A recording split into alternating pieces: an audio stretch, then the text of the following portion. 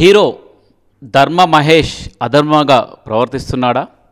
సత్య మహేష్ అసత్యాలు పలుకుతున్నారా? అంటే నిజమే అంటున్నారు హీరో ధర్మ మహేష్ సతీమణి గౌతమ్ మేడం. వారు మన దగ్గర ఉన్నారు.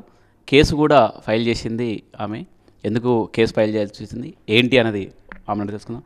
మేడం, ఎక్కడ వచ్చింది? మీరు కేసు పెట్టేంతవరకు వెళ్ళారు అంటే హీరో ధర్మ మహేష్కి మీ మధ్యలో ఎక్కడ తేడా వచ్చింది? సార్, యాక్చువల్గా మాది లవ్ అరేంజ్డ్ మ్యారేజ్. అతనికి నాకు తేడా వచ్చింది అతను ఉమెనైజర్ అని నాకు ఓపెన్ అయినప్పుడు. అండ్ వాళ్ళ పేరెంట్స్ కూడా పద్దాక వాళ్ళ ఫ్యామిలీ ఇలా ఏదో వాళ్ళకేదో 100 కోట్లు ఆస్తున్నట్టు ఆ ఊహాలోకాల్లోకి వాళ్ళు వెళ్ళిపోయి వాళ్ళకేదో 100 కోట్లు ఆస్తున్నట్టు, అతనేదో సూపర్ స్టార్ హీరో అయినట్టు నన్ను వేధించి ఇలా నీకు 100 కోట్ల ఆస్తి లేదు, నీకు 1000 కోట్ల ఆస్తి లేదు, మాకు ఈ టైంలో ఇలాంటి మ్యాచెస్ వస్తాయి అని తండ్రి, కొడుకు, తల్లి, కూతురు అందరూ కలిసి నన్ను, నా బిడ్డని హెరాస్ చేస్తున్నారు. నా వరకు వచ్చింది, నా బిడ్డ వరకు కూడా వస్తుంది. నా బిడ్డని చంపేస్తానని బెదిరిస్తుంది వాళ్ళక్క. సో ఇవన్నీ నేను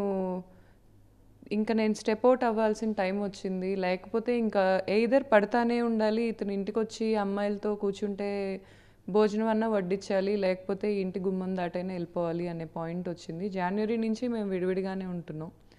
కానీ అతను అయినా కూడా అట్రాసిటీస్ ఆపట్లేదు. నన్ను చంపుతాను వస్తున్నాడు. లేకపోతే వాళ్ళ ఇంట్లో కూర్చొని కూడా ఈ బిగ్ బాస్ ఆర్టిస్టులతో వీళ్ళందరితో పొద్దున్న లెగిస్తే రాత్రి ఆఫ్టర్ పార్టీస్ అని మరి వాళ్ళు ఏమేం కార్యకలాపాలు చేస్తున్నారో మరి నాకు తెలియదు. కానీ వాళ్ళు 1 గంట నుంచి మొదలు పెడితే 4 వరకు అసలు అడ్డమైన కార్యకలాపాలన్నీ చేస్తుంటారు. తాగేసి లిఫ్ట్లో ఎక్కి తిరుగుతుంటారు. సో ఇలాంటివన్నీ చేస్తున్నాడు అతను. ఇవన్నీ చేసుకుంటా నా గురించి బ్యాడ్ దుష్ప్రచారం చేస్తున్నాడు. అండ్ నేను ఎదిగితే చూడలేకపోతున్నాడు, నా ఎదుగుదల తట్టుకోలేకపోతున్నాడు. నేను ఎంబీఏ చేస్తున్న రోజుల్లోనే ఇతను వచ్చి నేను డిగ్రీ లేని వాడిని, నేను డిగ్రీ కొనుక్కున్న వాడిని, నువ్వు ఎంబీఏ చేస్తున్నావు, రేపు నాకు వాల్యూ ఇస్తున్నావా అని ఇస్తావా అని అడిగితే సెకండ్ ఇయర్ సెకండ్ సెమిస్టర్ అప్పుడు నేను ఎంబీఏ ఆపేయాలా అనే డిస్కషన్ వరకు వచ్చింది మా ఇద్దరికి. ఎందుకంటే బీటెక్ అయిపోగానే మాకు పెళ్లి ఫిక్స్ అయింది. ఇంత ఇగోకి వెళ్తాడు అతను. నేను డబ్ స్మాష్ స్టార్ట్ చేశాను, సినిమా యాక్టర్గా ఎంట్రీ ఇచ్చాడు. ఎప్పుడూ నాతో పోటీ పడతా, ఇతనితో నేను పెళ్లి చేసుకున్నప్పటి నుంచి ఇతను నాతో పోటీ పడతా, నాకుండే వేసినన్ని బ్లాక్ చేస్తూ వచ్చాడు. ఇప్పుడు కూడా నేను ఎక్కడ అతను వదిలేస్తే ఇంకా నన్ను ఆపేవాళ్ళు ఉండరు అని నేను ఎక్కడ ఎదుగుతానో అని ఇతను నాకు ఇంకా అడ్డుపడతానే ఉన్నాడు. నాకు లీగల్ సిస్టమ్, నేను ఎల్ఎల్బి చదివిన ఒక గ్రాడ్యుయేట్గా నాకు చాలా నమ్మకం ఉంది లీగల్ సిస్టమ్ మీద. అందుకే నేను పోలీస్ని అప్రోచ్ అయ్యాను. నేను వెయిట్ చేస్తున్నాను జస్టిస్ కోసం. పోలీసులు ఏమంటున్నారు? మీరు ఫైల్ చేశారు కేసు, ఫర్దర్గా విచారణ చేశారు? నేను షీ టీమ్కి అప్రోచ్ అయ్యానండి ఒక 3 months బ్యాక్. అప్పుడే షీ టీంలో వాళ్ళు అతన్ని పిలిపించారు, బాగా రెస్పాండ్ అయ్యారు, పిలిపించారు, అతనితో మాట్లాడారు. అతను ఆ రోజున అక్కడ కూర్చొని నా భార్య చాలా మంచిది, నా భార్యకి ఎటువంటి అలవాట్లు లేవు, నా భార్యకి ఎవరితోనూ సంబంధాలు లేవు, నా భార్య ఎప్పుడూ మంచిగానే చూసుకుంది నన్ను, నేనే తేడా, నాకే అమ్మాయిలు పిచ్చుంది అని షీ టీంలో అక్కడ కూర్చున్న మేడంతో అతను మాట్లాడాడో లేదో మీరు అడగండి. ఆయన హ్యూమనైజర్ అని అంటే ఎప్పుడు బయటపడింది, ఎప్పుడు ఎలా తెలిసింది మీకు? నాకు ప్రెగ్నెన్సీ నుంచే ఓపెన్ అయిపోయింది సార్ అది. ఇతను వేరే రూమ్లో పడుకోవటం, మళ్ళీ అతని ఫోన్ ఎక్కడ పట్టుకుంటానో అని ప్యానిక్ అవ్వటం, రాత్రులు ఇంటికి రాకపోవటం, మధ్యాహ్నం వరకు ఈ సాయంత్రాల వరకు నిద్రపోవటం, కంప్లీట్గా నాకు అప్పుడే అర్థమైపోయింది. కాకపోతే నాకు విత్ ఎవిడెన్సెస్ అతను తెలిసింది మాత్రం ఈ జనవరి 2025లో. ఏ రోజైతే తెలిసిందో ఆ రోజే నేను బయటకు వచ్చేసాను ఆ ఇంట్లో నుంచి. ఆ ముందు రోజు కూడా వాళ్ళ ఫాదరు వాళ్ళ అక్క నాతో గొడవ పడ్డారు, వచ్చి నా బిడ్డను లాక్కెళ్ళిపోయారు నా చేతిలో నుంచి. నేను ఏడ్చుకుంటా, అప్పటికి పాలిస్తున్నాను నేను నా బిడ్డకి, ఏడ్చుకుంటా వాళ్ళ వెనక పరిగెత్తాల్సి వచ్చింది. కింద పార్కింగ్ నుంచి పై వరకు లాక్కొని వెళ్ళిపోయారు, ఎత్తుక్కోవాల్సి వచ్చింది. నాకు 14 ఫ్లోర్లో 16 ఫ్లోర్లో ఉంటాయి ఆ అపార్ట్మెంట్లో. ఎక్కడి నుంచి బిడ్డ ఏడుపు వినిపిస్తుందో నాకు అర్థం కాక ఎక్కడున్నాడు అని కింద కూర్చొని తలగొట్టుకొని ఏడ్చాను నేను ఆ మూమెంట్లో. వాళ్ళ నాన్న, వాళ్ళ అక్క, అతను రాక్షసుల్లాగా ప్రవర్తించి నా బిడ్డను లాక్కెళ్ళిపోతే నా బిడ్డ ఏడుస్తున్నాడు వాళ్ళ చేతిలో. ఇంత రౌడీయిజం వాళ్ళ ఇంటికి నేను వెళ్ళినందుకు వాళ్ళు నా మీద చేశారు. ఏ తండ్రి అయినా, తల్లిదండ్రులు ఎవరైనా కానీ పిల్లలు తప్పుగా ప్రవర్తిస్తే మందలిస్తారు. అది మన సంస్కృతి. అంటే వీళ్ళు ఏమి మందలించారా జనరల్గా మహేష్ గారిని? నేను ఏ రోజు కూడా వాళ్ళ అమ్మ కానీ నాన్న కానీ అతన్ని భార్యతో సరిగ్గా ఉండు అని చెప్పడం వినలేదండి. ఇంకా భార్యని నువ్వు అలా బయటికి తీసుకెళ్ళకు, భార్యతో బయటికి వెళ్తే మీకు దిష్టి తగిలిద్ది, ఏదో ఒకటి నెగిటివ్గా చెప్పి మా ఇద్దరిని ఎక్కువ బయట తిరగకుండా చేయటమే వాళ్ళు చేశారు. కానీ వాళ్ళమ్మ అయితే ఇంట్లో కూడా పక్క పక్కన మేము కూర్చోకూడదు అంటది. ఏంటండి అంటే దిష్టి అంటది. మళ్ళీ అదంతా ఫేక్ అనమాట. ఇప్పుడు వీళ్ళ సిస్టరే కానీ వాళ్ళే కానీ ఏదైనా ఏం చేస్తారంటే జాతకాల మీదకి దోసేస్తుంటారు, మళ్ళీ దిష్టి మీదకి తోసేస్తుంటారు. వాళ్ళ ఊర్లో వాళ్ళందరూ వాళ్ళ మీద పడి ఏడుస్తారని చెప్తుంటారు. అందరు ఏడుపు తగిలిద్ది మా మీదకి, మీరు బయటికి వెళ్ళొద్దు అని అంటుంటారు. సో అతను ఊర్లో నన్ను బయటికి తీసుకెళ్ళటం అనేది అప్పుడే బ్లాక్ చేస్తారు. నాకు అప్పుడు అతనితో నేను ప్రేమలో పడ్డప్పుడు 19 ఏళ్ళు. నాకు అంత అర్థం కాలేదు. సో వీళ్ళు ఇదంతా ఇంత దాచిపెట్టడం అనేది గ్రౌండ్ వర్క్ ఫస్ట్ నుంచే ఉంది. వాళ్ళకి ఎప్పుడో తెలుసు వాళ్ళ అబ్బాయి నన్ను వదిలేస్తాడని. వాళ్ళు నాతో ఇప్పటి వరకు ఎందుకున్నారు, ఇప్పుడు కూడా ఎందుకు వదలట్లేదు అనే క్వశ్చన్కి నాకు ఇప్పుడు క్లారిటీ వచ్చింది. అది కూడా ఇందాకే నాకు ఒకళ్ళు ఒక ఆడియో పంపించడం వల్ల నాకు క్లారిటీ వచ్చింది. ఓహో ఇతను ఇందుకు చేస్తున్నాడా, ఇందుక నన్ను ఎంత ఎక్స్ప్లాయిట్ చేస్తుంది, ఇందుక నన్ను రాత్రి పగళ్ళు నిద్ర లేకుండా చేస్తుంది, ఇందుకు అని నాకు చెప్పే మగతనం లేక ఎక్కడో కూర్చొని అడ్డమైన కార్యకలాపాలు. ఇప్పుడు అతని అమ్మాయిలతో తిరుగుతుంది నన్ను హెరాస్ చేయడానికే అనుకుంటా. అతనికి వీక్నెస్ లేదని నేను అన్ను. అంటే ఒక పెళ్లి చేసుకొని భార్యని ఎక్స్ప్లాయిట్ చేయడానికి ఎన్ని విధాలు ఎక్స్ప్లోర్ చేయాలో ఇతనిని చూసి ఒక పుస్తకం రాయొచ్చు. ఎన్ని విధాలుగా ఎక్స్ప్లాయిట్ చేయొచ్చు అనేది. ఫైనాన్షియల్గా ఎక్స్ప్లాయిట్ చేసి, పబ్లిక్గా ఎక్స్ప్లాయిట్ చేసి, నా ప్రొఫెషనల్లో దూరి, నా ఇన్స్టాగ్రామ్లో దూరి, నా పర్సనల్ లైఫ్లో దూరి, ఇతను వెళ్ళి అందరికీ నేను డబ్బు లేని దాన్ని అని చెప్తున్నాడు. ఏం డబ్బు లేని దాన్ని నేను? నువ్వు వచ్చి నన్ను చదివించావా చిన్నప్పటి నుంచి? నేను పెరిగిందేంటి, నువ్వు పెరిగిందేంటి? నీ ఇంటికి నేను వచ్చిన రోజు నీకు అటాచ్డ్ బాత్రూమ్ లేదు మీ ఇంట్లో, ఒక రేకుల షెడ్లో ఉన్నావు నువ్వా నా గురించి మాట్లాడుతుంది? అంటే మీ తాతలు ప్రాపర్టీస్ ఇవ్వగానే ఏదో వచ్చేసాయి అనుకుంటావా? నీకంటూ ఇండివిజువాలిటీ ఉండదా? నీలాగా ఇండివిజువాలిటీ లేని పర్సన్ నేను ఒక ఇన్ఫ్లుయెన్సర్ని. నేను ఎంత కష్టపడ్డాను, ప్రతిరోజు డ్యాన్స్ వేసాను, ప్రతిరోజు చదువుకున్నాను, నేను ఒక టాపర్ని, నాకు ఒక 3 డిగ్రీలు ఉన్నాయి. నీకేమున్నాయి? కొనుక్కున్న ఇంజనీరింగ్ తప్ప. ఇవన్నీ చూపించా నా మీదకి ఈరోజు ఎక్స్ప్లాయిటేషన్. కంటే ఒక మగాడు అనే పాయింట్ వస్తే చాలా ఎక్స్ప్లాయిట్ చేసేస్తారా? ఆడది అనే పాయింట్ వస్తే ఏమున్నా లాగేసుకుంటారా? ఇతను నా దగ్గర సర్వం లాగేసుకోవడానికి ప్రయత్నిస్తున్నాడు. ఇందాక నాకు దొరికిన ఆడియో క్లిప్, నాకు పంపించిన క్లోజ్ పర్సన్ ఒకళ్ళు పంపించిన ఆడియో క్లిప్లో కూడా నా బిజినెస్లో ఇతను దూరటానికి ప్రయత్నిస్తున్నాడు. ఈ జాన్వరిలో ఎప్పుడైతే మేము విడిపోవాలనుకున్నామో అప్పుడే అతను మెజారిటీ షేర్ తీసేసుకొని నాకు దాంట్లో సగం కూడా లేకుండా చేసి, ఎవరు కష్టపడ్డారు? న్యాయం ధర్మం ఉన్నోళ్ళు చెప్పమనండి. ఫస్ట్ బ్రాంచ్ నుంచి మేము పెట్టుకున్న బిజినెస్లో ఎవరు కష్టపడ్డారు, ఎవరి వల్ల మనుషులు వచ్చారు? నీకు మార్కెట్ ఉందా? నువ్వు ఒక ఇన్స్టాగ్రామ్ రీల్ పెడితే ఎవరైనా చూస్తారా? నువ్వు యూట్యూబ్కి ఎక్కితే ఎవరైనా చూస్తారా?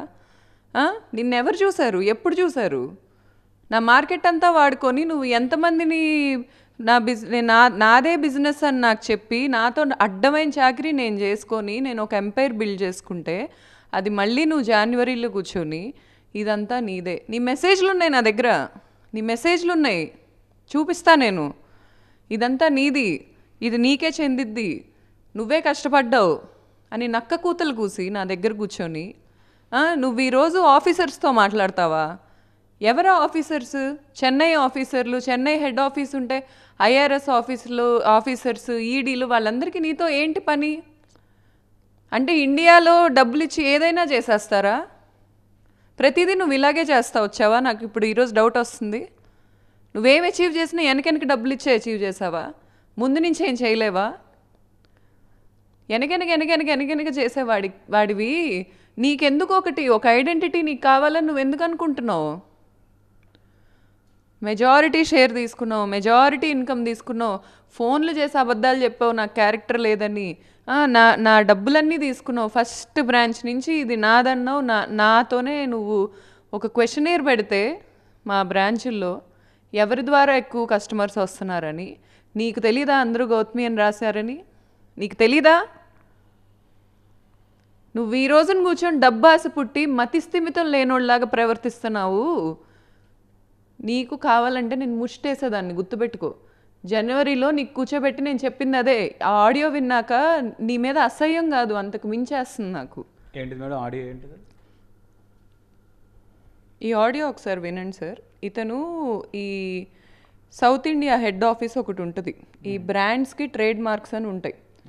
సో ఇప్పుడు ఏదైతే నా పేరు మీద ఉందో అది అతని పేరు మీద తెచ్చుకోవటానికి జనవరిలో అతనే కూర్చొని న్యాయంగా నేను డీల్ చేస్తాను అని చెప్పి నాకు రావాల్సినవి నాకు రాశాడు.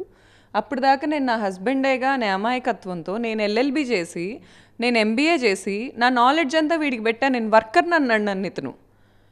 ఇన్ని బ్రాంచులు బిల్డ్ చేసుకుంటుంటే ఇతనితో తిరుగుతున్న అమ్మాయిలకి అది అతనిదని చెప్పుకొని నన్ను ఒక పనిదానిలా చూశాడు ఇంట్లో. నా వర్క్ దోపిడీ చేశారు, నా పని దోపిడీ చేశారు, నా టైం దోపిడీ చేశారు, నా మార్కెట్ దోపిడీ చేశారు. ఈరోజు నా వల్ల మీకు వచ్చిన మార్కెట్ నేను కనుక కొటేషన్ ఇస్తే 40 కోట్లు కట్టాల్సి వస్తుంది మీరు నాకు.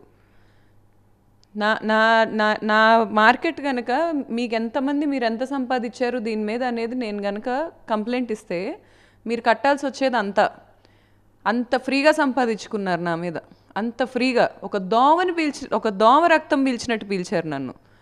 పీల్చి ఈరోజు నేను ఒక ఆడదాన్నని నన్ను ఆడుకోవాలని ప్రయత్నిస్తున్నారా? కూర్చొని నా ముందు కాళ్ళ దగ్గర కూర్చుంటే ముష్టేస్తా, గుర్తుపెట్టుకోండి. ఎందుకంటే ఎన్నో దానాలు చేశాను నేను, ఎంతోమందికి ఉపయోగపడ్డాను.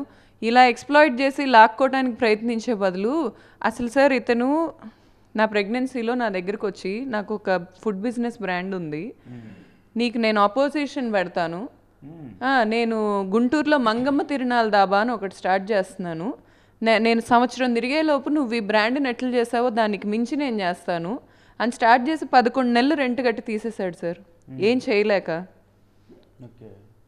మరి ఇతను చెప్పుకుంటున్న నీతుల ప్రకారం అదే ఫస్ట్ మేము ఏ బ్రాంచ్లో స్టార్ట్ చేసాం అదే బిల్డింగ్లో స్టార్ట్ చేశాడు, అక్కడే పెట్టుకున్నాడు, అక్కడే అయ్యే షెఫ్లు అయ్యే చేసుకున్నాడు. ఎందుకు నడవలేదు మరి? అంటే నా బ్రెయిన్ వర్క్ అంతా వాడుకొని ఒక్క బ్రాంచ్ నుంచి కూడా నాకు ఏ రోజు దాని నుంచి అతను ప్రాపర్టీస్ కొనుక్కొని కూడా మా నాన్న కొనిచ్చాడు అంటాడు. మీ నాన్న కొనిస్తే పరిచయమైన రోజు ఎందుకు తిరుగుతున్నావు స్విఫ్ట్ డిజైర్లో? ఆ రోజు మీ నాన్న కొనిలేదా నీకు? ఈరోజు ఎలా కొనిచ్చారు? ఆ రోజుకి ఈ రోజుకి తండ్రి మారారా? మారలేదుగా. ఆ రోజుకి ఈ రోజుకి నీ లైఫ్ స్టైల్ ఎందుకు మారింది? మీ నాన్నే కొనిస్తే ఆ రోజు ఎందుకు కొనివ్వలేదు? ఈరోజు ఎక్కడి నుంచి వచ్చాయి? చెప్పేవాళ్ళు ఉంటే ఏదైనా చెప్పేలా ఉన్నావు. నాకు ఇతనికి ఎందుకు ఈ గవర్నమెంట్లో ఉన్న ఎంప్లాయీస్ నిజంగా హెల్ప్ చేస్తున్నారో లేకపోతే ఇతని లాయర్ ఫేక్గా మెన్షన్ చేస్తున్నాడో నాకు తెలియదు, కానీ నిజంగా నా దగ్గర ఉంది లాక్కోవటానికి ఇలా లంచాలు ఇచ్చి ఇలాంటి అప్రోచ్లు కనుక అప్రోచ్ అయితే నేను అసలు ఎవరిని వదలను. నేను ఖచ్చితంగా ఎక్కడికైనా వెళ్తాను. ఈ ఆఫీసర్స్ హెడ్ ఎవరో కూడా నేను వాళ్ళకి వెళ్ళి కూర్చుంటాను, వాళ్ళ ఆఫీసుల ముందే కూర్చుంటాను. అంటే మీ ఫుడ్ బిజినెస్ని తన మీదకి మార్చుకోవాలని ప్రయత్నం చేస్తున్నారా? అవును సార్. ఓకే.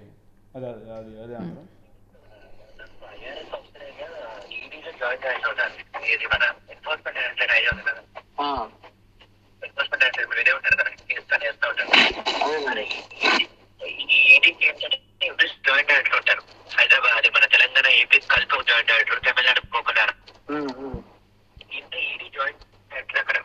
అంటే మన తమిళనాడుకి మోహన్ బాబు అని చెప్పున్నారు ఐఆర్ఎస్ ఆఫీసర్, 2010 బ్యాచ్ ఆయన. మాట్లాడి పంపించండి మన సైట్ నాకు. ఒక నటరాజన్ అని చెప్పి ఉన్నారట హెడ్ ఆఫీస్ ఏమో కోల్కతాలో ఉందట. పోతున్నాయి. నేను ఏంటంటే డాక్యుమెంట్ ఇమీడియట్ గా రాగానే ఫార్వర్డ్ చేసి ప్రింట్అవుట్ చేసి చదువుతాను జనరల్ గా. అదొక్కటి కొంచెం, ఎందుకంటే ఫోన్స్ మీద చదువుతుంటే కళ్ళు సైజ్ పెరుగుతుంది బాగా. అదొక్కటి ఒకటి లేట్ చదువుతాను అందుకే. డైరెక్ట్ కదా, ఎందుకంటే ఇది ఐఆర్ఎస్ కన్సల్టెంట్ చేస్తున్నా. ఇప్పుడు deputation to enforcement directorate deputation తెలుసు కదా, ఐఆర్ఎస్ ఆఫీసర్ హెడ్ ఉంటారు. ఈడీ తెలుసు కదా మీకు, పని కేసు వేస్తూ ఉంటారు మీద. ఈయన ఈడీ పవర్ చాలా పవర్ఫుల్ పోస్ట్ ఉన్నాడు, తమిళనాడు ఈడీకి హెడ్ అయినా. సో అక్కడ ఆయన నెట్ తెలుసు, ఆయన చెప్తాను చెప్పాడు ఏదన్నా సరే క్యాన్సిల్ చేస్తామని. ట్రేడ్ మార్క్స్ ఒకటి ఫస్ట్ మాట్లాడి చెప్పండి, లీగల్ నోటీస్ తర్వాత చదివి నేను చెప్తాను. ఓకేనా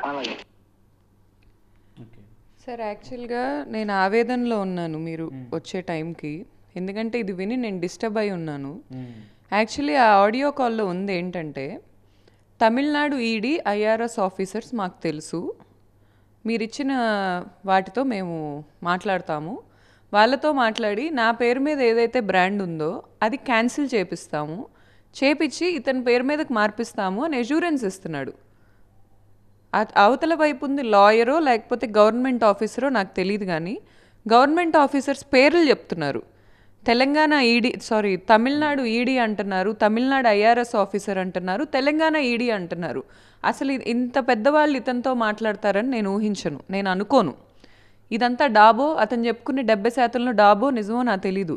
కానీ ఏదైనా ఇలాంటి దరిద్రపు ప్లాన్స్ నువ్వు వేయటం కంటే, ఇంత దరిద్రంగా దిగజారటం కంటే వచ్చి నా దగ్గర కూర్చొని అమ్మా నేను బతకలేను, అమ్మ నిన్ను నేను దగ్గర పెట్టుకుంటుంది నేను సంపాదించలేక, నా దగ్గర సంపాదించుకునే సత్తా లేక, అందుకే నేను నిన్ను ఇలా హింస పెడుతున్నాను, అందుకే నేను ఇలా నీ పేరు మీద బ్రాండ్ ఉంది నేను తీసుకోవడానికి ప్రయత్నిస్తున్నాను. 2022లో ఎల్ఎల్బి చేసి నేనేదో నా భర్తకి ఏ రోజు పెద్ద గిఫ్ట్లు ఏమి ఇచ్చుకోలేదు, ఈ బ్రాండ్ గిఫ్ట్ ఇద్దాం ఎందుకంటే అతను సినిమా హీరోగా వెళ్తున్నాడు, సినిమా హీరోగా వెళ్తున్నప్పుడు ఇలాంటి ఒక బ్రాండ్ ఓనరు అంటే అతనికి ఒక రెస్పెక్ట్ ఉంటుంది, ఒక ఐడెంటిటీ ఉంటుంది అనే సదుద్దేశంతో నేను బ్రాండ్ ఆ రోజు ఇతని పేరు మీద పెట్టిస్తే ట్రేడ్ మార్క్, మీరు కావాలంటే మాకు ట్రేడ్ మార్క్ చేసిన లాయర్ని అప్రోచ్ అవ్వండి, నేనే పెట్టించా అతని పేరు మీద. పెట్టిస్తే ఈరోజు జనవరిలో మేమిద్దరం విడిపోతాం అనే పాయింట్ మా ఇద్దరికి డిస్కషన్స్ నడిచినప్పుడు న్యాయంగా అది నీదే కదా, నువ్వు యాక్టింగ్ సినిమాల్లో చేయి, నా దగ్గర కాదు, నువ్వు నా దగ్గరకు వచ్చి న్యాయబద్ధంగా ఇది నీది కదా, నాది ఆ రోజు అయ్యి ఈరోజు ఎందుకైంది ఇన్కమ్ పెరిగినందుక, నేను ఆ రోజే చెప్పాను నీకు, నువ్వు ఇన్కమ్ పెంచుకోలేక నీ వల్ల కాక నా దగ్గరికి తెచ్చుంటావు, మళ్ళీ నేను దాన్ని మార్కెటింగ్ చేసి మళ్ళీ నేను దాన్ని మనుషుల్లోకి తీసుకెళ్ళి మళ్ళీ మనుషులందరినీ ఇక్కడికి లాక్కొస్తే ఇన్కమ్ పెరిగింది. ఎంత పెరిగిందో నీకు తెలుసు, నువ్వు తెలుసుకుంటానే ఉన్నావు బిహైండ్ నుంచి.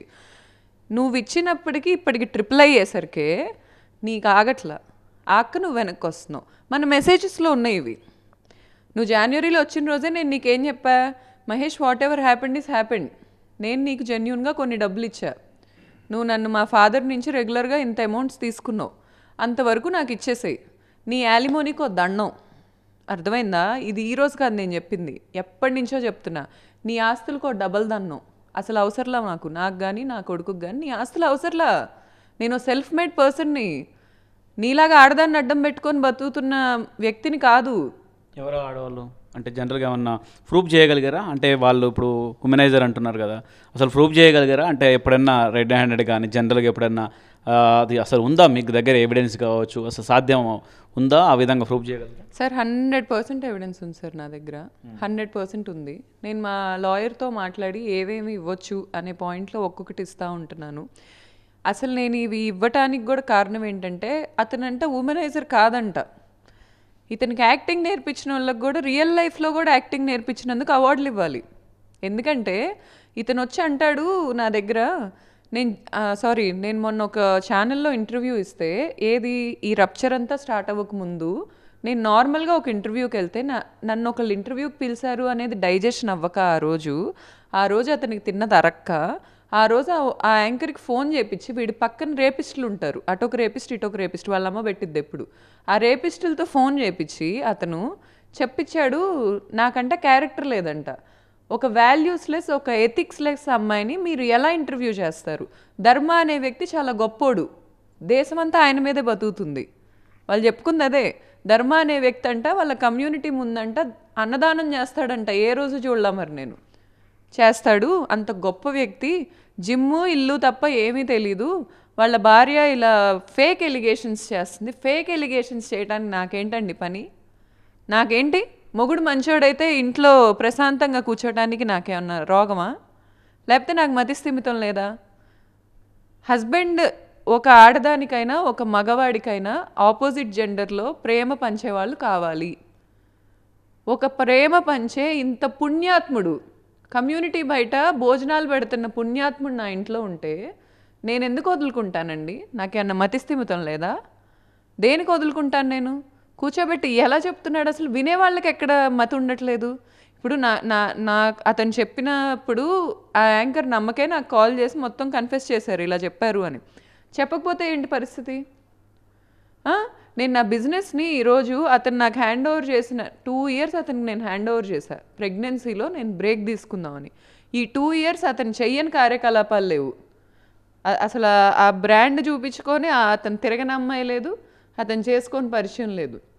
వాళ్ళతో ఏమైనా ఫోన్లు చేయించి కానీ ఏదైనా వీడియోతోటి మీకు వీడియో కాల్ కానీ ఏమన్నా అలాంటి ఆ విధంగా కూడా మానసికంగా ఏమైనా ఇబ్బంది పెట్టేదా? సార్ నాకు ఇన్స్టాగ్రామ్లో బిగ్ బాస్ ఆర్టిస్టులు 2 మాట్లాడారు నాతో. నా దగ్గర చార్ట్స్ ఉన్నాయి. వాళ్ళు దాంట్లో ఇతని గురించి ఏం మాట్లాడలేదు, కానీ దాంట్లో ఒక అమ్మాయి ఇతనికి సర్టిఫికేషన్స్ ఇస్తా స్టోరీలు పెట్టుకుంటుంది. ఇతనికి సర్టిఫికేషన్స్ ఇస్తా స్టోరీస్ పెడుతుంది. ఇతను చాలా జెన్యూన్ అంట, ఇతను చాలా మంచోడంట. ఇతను వదులుకోవటానికి నాకు నా బిడ్డకు మెంటలా? నిన్ను అడుగుతున్నా ఈరోజు. ఇతను చాలా జెన్యూన్ అయితే నాకు తెలీదా అది? నీలాగా నాకు 3 degrees ఉన్నాయి, ఆ మాత్రం నాకు తెలియలేదా? ఒక జెన్యూన్ భర్తను వదులుకోవటానికి నేను ఏమన్నా మెంటల్ దాన్నా? ఏమైనా అర్థం పర్థం ఉండాలి ఎలిగేషన్స్ చేసే ముందు. ఇప్పుడు సార్ వాళ్ళు నాకు మెసేజ్లు అయితే పెట్టారు సార్. ఒక అమ్మాయిని నేనే అడిగా, వీళ్ళిద్దరు కలిసి తిరుగుతున్నారని. నేను ఇన్ఫ్లుయెన్సర్నే కదా, నాకు మ్యూచువల్ సోర్సెస్ ద్వారా తెలిస్తే నేను అప్రోచ్ అయ్యి అడిగా. ఆ అమ్మాయి నాకు అసలు ఏమీ లేదు, నాకు మీరు ఎప్పటి నుంచో తెలుసు అది ఇది అని సోది చెప్పింది, కానీ నిజం చెప్పలా. వాళ్ళిద్దరు కలిసి తిరుగుతున్నారు, నా దగ్గర వీడియోస్ ఉన్నాయి. ఆ సెకండ్ అమ్మాయి ఎందుకు నా బిజినెస్లో ఇన్వాల్వ్ అవ్వటానికి చూసింది.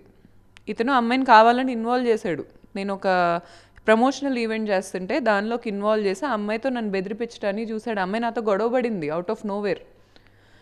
చాలా పొగరు చూపించింది నా మీద. ఇప్పుడు ఆ అమ్మాయి బయటికి వెళ్ళి నా గురించి బ్యాడ్గా మాట్లాడుతుంది. అసలు వీళ్ళందరికీ సినిమాలు చేసుకునే వాళ్ళకి బిజినెస్లో వాళ్ళతో పని ఏంటి సార్? నాకు అర్థం కాదు. ఈరోజు నేను అడుగుతున్నాను, నేను బిజినెస్ చేసుకుంటున్నాను, నేను 2017 నుంచి ఎంత కష్టపడ్డానో మా బిజినెస్లో ఉన్న వాళ్ళకి తెలిసిద్ది. మీరు ఆర్టిస్టులు బయట అతనితో తిరిగారు, వచ్చి నా బిజినెస్లో ఇన్వాల్వ్ అవ్వాలని దేని చూస్తున్నారు?